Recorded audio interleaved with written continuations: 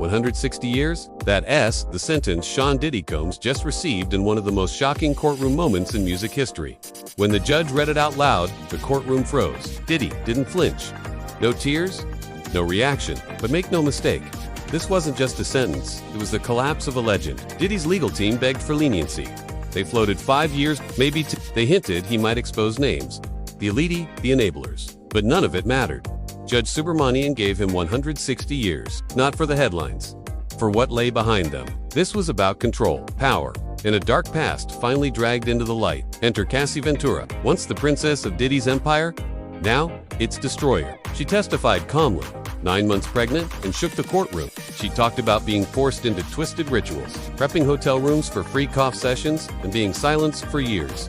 Some say she flipped, others say either way, when she spoke, the room shifted, and the jury leaned in. But Cassie wasn't alone. Former staff, assistants, bodyguards, drivers, all turned. Subpoenas had been flying since early 2023. Insiders who once hid secrets were now spilling them. The real betrayal, it came from inside the mansion gates, from the very people he made rich, loyal, and silent. Then came the detail that turned the courtroom upside down. Baby oil, dozens of bottles, always stocked in hotel suites and studios. Witnesses said it was ritualistic, used not for vanity, but for control. It became a disturbing symbol of how Diddy blurred the line between performance and power. When feds raided his homes, the bottles were still there, untouched, lined up like trophies. No one from Diddy's circle spoke up.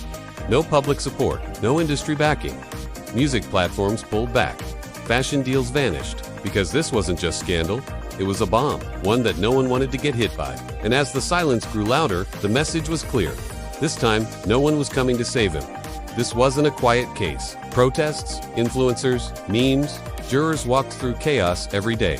Legal analysts say the pressure was enormous. This wasn't just about evidence. It was about rewriting a myth in front of the world. Did the jury decide with facts or with fear of being wrong? You thought it ended with a sentence. Think again. Over 60 civil lawsuits are still pending. More survivors, more secrets, more people pointing fingers. And the question still burns. If Diddy falls, who falls next? Because behind the velvet ropes, private jets, and NDAs. This wasn't one man's story. It was a system. This wasn't just the end of a career. It was a message that even billionaires with Grammys and global power can't buy silence forever.